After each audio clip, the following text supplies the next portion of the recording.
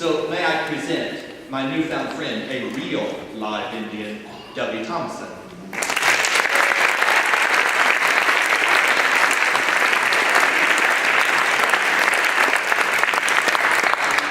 This is my puzzled face. Hi.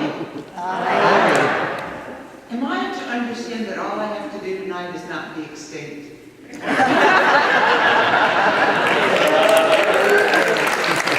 I can do that. My goodness. My goodness.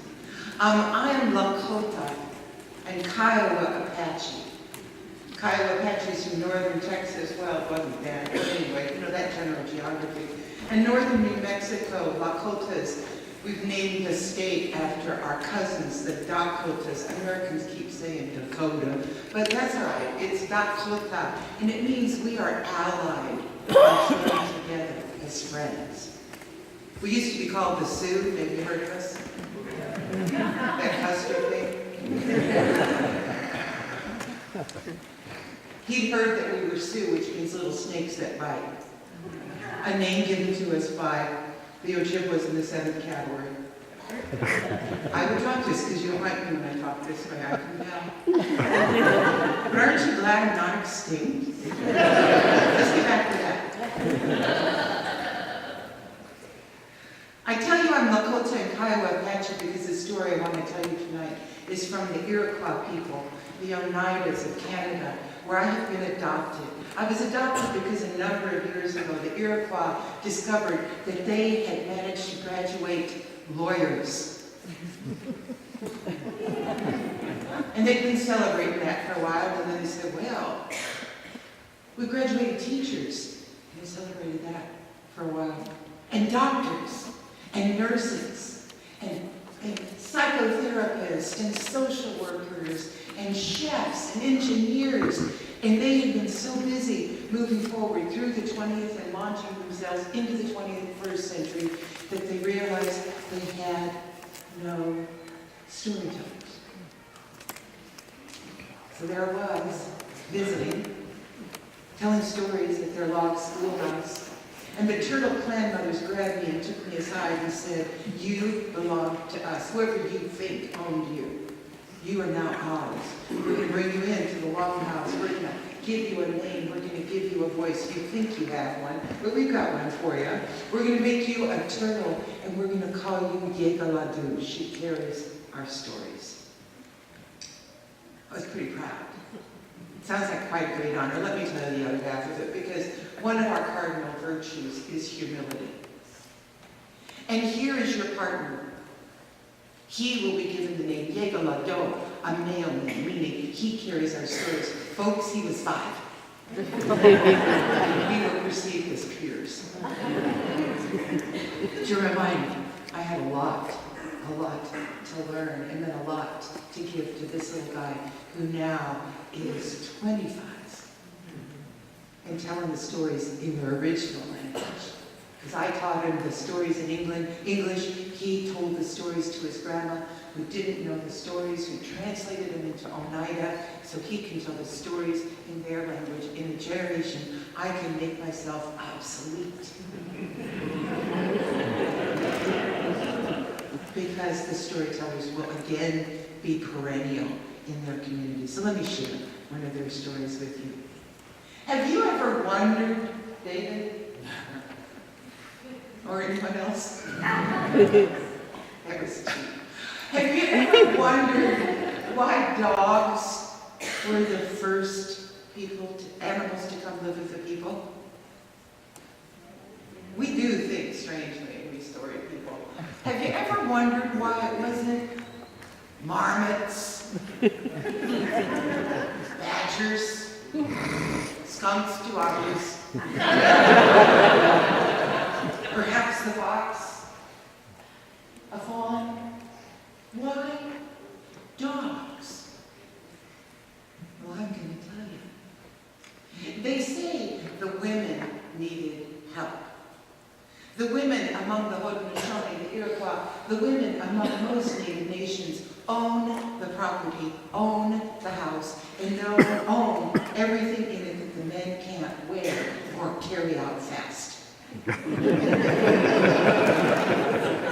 The children follow the mother's clan.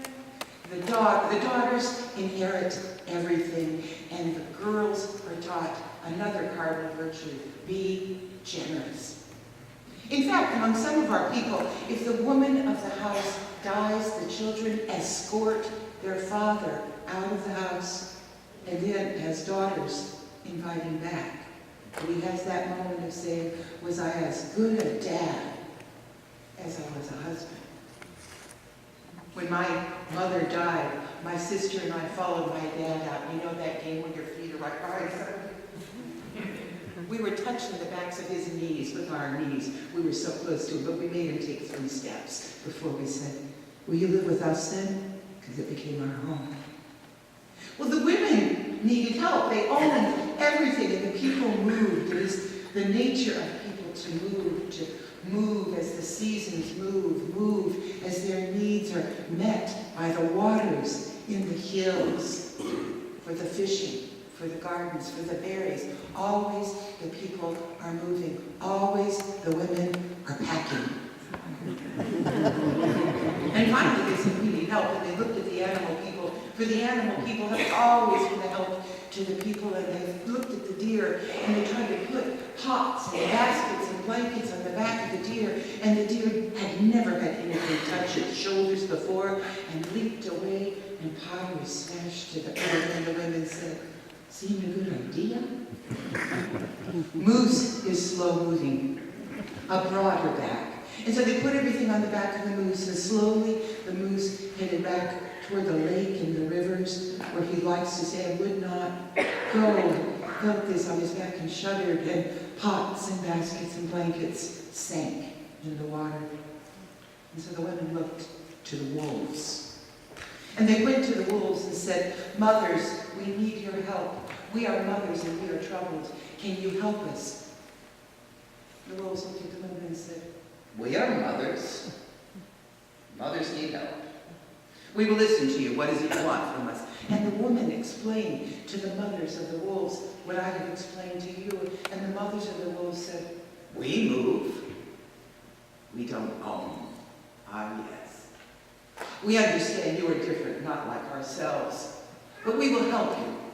We will help you. How can we help you? What do you wish? And the women said, we want a few of your babies. What? You are mothers, and you are asking us for our babies. And the women said, a few, but we will treat them with love. They will stay in by the fires. We will feed them with our own hands. We will care for them well. They will never be out in the cold. They will help us. We will help them. Our children will play with them. We will give them the love we give to our children. You will see. You will see. Just watch us, mothers, as we raise your children. And the women of the wolves said, you think we won't be watching? We're always watching. Now, more of us will watch at any given time. You may have some of our children. They gave a few of their pups to the women. And the women took the pups home, and they raised those pups up, as they had promised, with love, in a home, with children, in beds, fed by hand, loved. And those pups grew up until they were grown, old enough to have pups of their own. And when those pups were born, the women cared for them and held them and named them and played with them, and the children adored them. And they grew up until they were old enough to have pups of their own, and so it meant, season after season, generation after generation, until they were wolves no more. And then the women called them together and said, you, look at each other, look at yourselves, look at each other. You are a new thing. You are a thing people have helped to be. Women of our people have helped you to be. You were once wolves. Your people were wolves. Those are your ancestors. Be very proud, but don't act like a wolf. You are not a wolf. You're a new thing. You live with people, and you are loved by people. You were desired by people, but don't act like people. You are not people. You are dog. A new thing. Be proud. You have been made for a special purpose. Find that purpose. I will explain to you. It is a very simple thing. Be who you were meant to be. Be a good dog. Don't be a wolf. Don't be a person. And she walked away. You understand. She turned back. You do understand that the dogs nodded, the way dogs nod when we have talked to them far too long. As soon as the woman was away from hearing what the dogs were to say, one of the dogs turned to another and said, "Who'd want to be one of them? Have you seen the way they run? Oh, it's just terrible. I just laugh. Little paws, little two paws. They're clumsy. The children fall down. You have to be careful. You play with our children, you pump them, and whoa, they tip over. They just tip over. Paws, I don't understand. It's not, who would want to? Their ears are just wrong. The shape is wrong. And where are they? On the sides of the head, it disturbs me. They can't hear well either. They don't smell well either. And they don't smell good.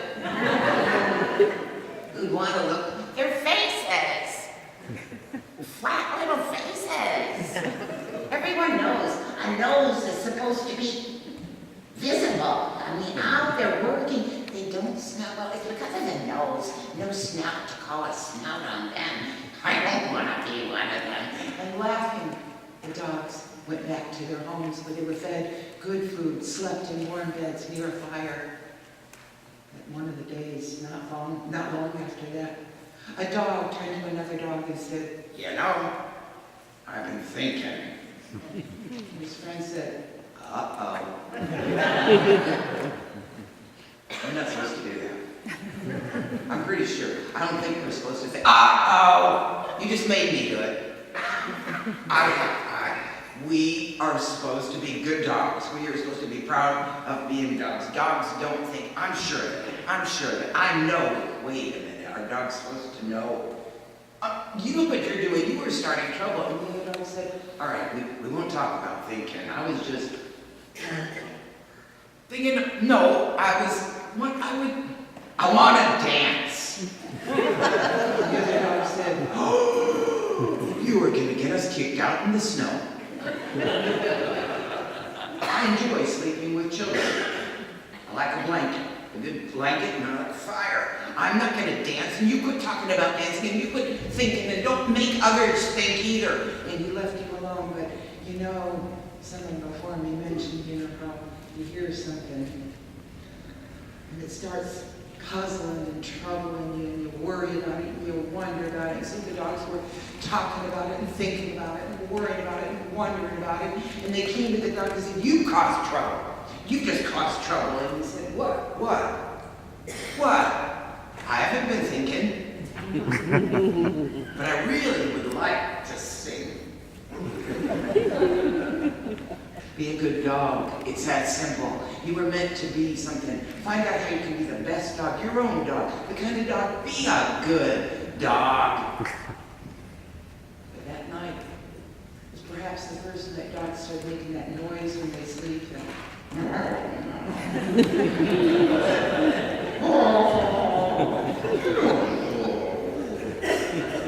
And in more than one longhouse, paws were starting to do this while they were sleeping. The oldest of the dogs knew what was happening, and he knew that they should be proud of who they were. He knew that they were helpful to these people. They knew that those children loved them, and he brought all the dogs together and said, Listen, I don't know how to convince you to be who you are. It's so simple. It's the hardest thing to do. Thank you. Just be yourself. There's all these people who just want you to be yourself. Just be yourself. Don't imitate someone else. Be proud of yourself. You're not listening to me, so here's the plan. We're going to get together in the forest tonight. We're going to start a fire. Why not? Bring a burning stick and we'll have a bonfire. They'll never see it. They'll never smell the smoke. We'll just go deep in the forest and you can dance and sing all you want one time. Then you'll see it doesn't suit you. You'll be happy and proud of yourself. Your ancestors, they'd be proud of you too. So that night, the dogs all crept away from the longhouses. They got deep in the woods. They piled up sticks and they lit it up with a torch. And they looked at one another. Then they looked at that troublemaker who first started thinking. It was your idea. Do it. So he put his paws up against a tree, higher and higher, till he stood on his hind legs and he wobbled quite a bit. And they said, "Are you dancing?" And he said, "No, I'm not falling." And he said, "It looks like dancing." And he said, I'll tell you when I am dancing. And he took a step to the right and a step to the left, a little hop and a little stumble, and a step to the right and a step to the left. And he said, "I'm dancing." And he said, "Is it fun?" Yeah. "Can we do it?"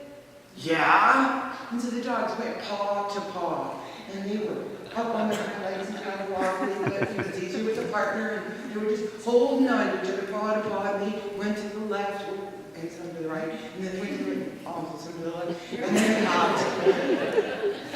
And they hopped, and they left, and they right. They got so excited about the whole thing that they just almost fell over when suddenly they heard, "Arr!" What was that? Me? What are you doing? I'm singing. Is it fun? Yeah. Can we do it? Yeah. And so, like Diane says, this is not a spectator sport. They all started singing.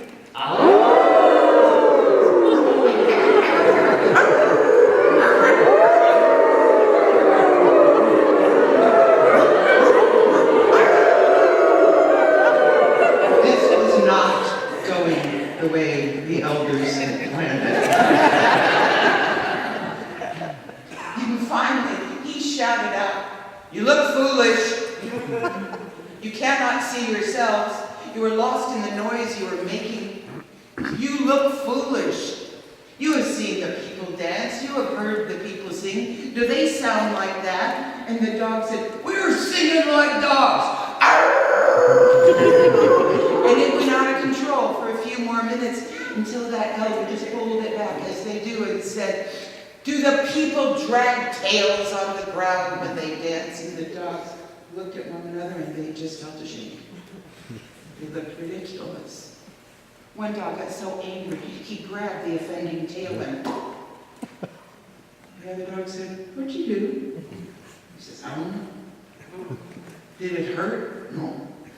"Can we do that?" And he said, "I don't know." And he threw his tail down and soon all the dogs were throwing their tails on the ground, just tearing them off and throwing them on the ground. Then they went paw to paw and they started singing and dancing again.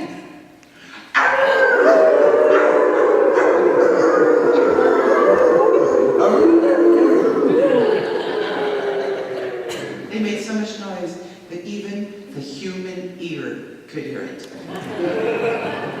And it was a woman's ear.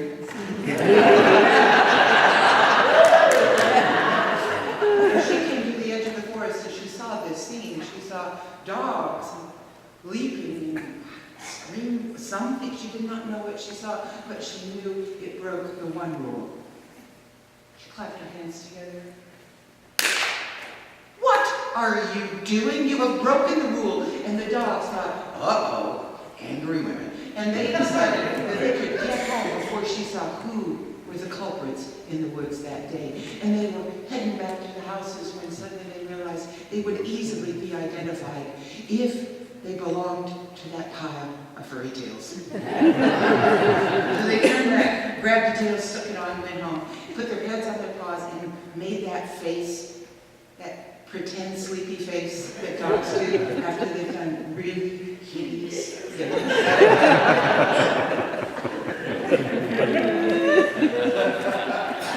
Now, you know this story, this must be true. How many of you have a dog? How many of you have ever seen a dog? Come on. I'm an artist of inclusion. Let me get all your hands in the air. How many of you can spell dog? How many of you can say it in Indian? Dioji. That's really D-O-G, but I would say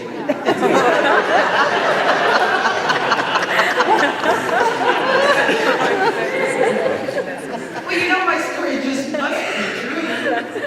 Because if you have seen a dog, had a dog, or heard of a dog, or are about to go Google what a dog is, you will see that when they jump up on us and try to dance, what do we say? We don't say tango, we say get down. And when they start singing, especially with their friends, especially late of a night, we don't join in, though they wish we would. We tell them to be quiet. But the true proof that this story must be so is the way dogs act when they see each other. Those guilty ones, they sniff each other's tails.